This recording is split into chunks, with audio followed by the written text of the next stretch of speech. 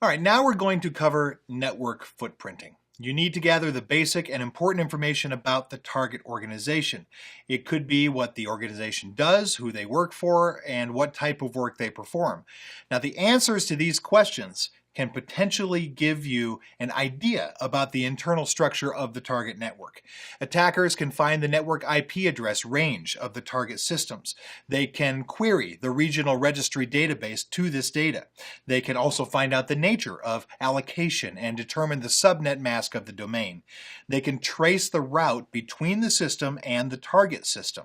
You can use NeoTrace and Visual Route for this purpose. Multi-Go Footprinting tool is a platform that gives you a clear threat picture to the environment that an organization owns and operates.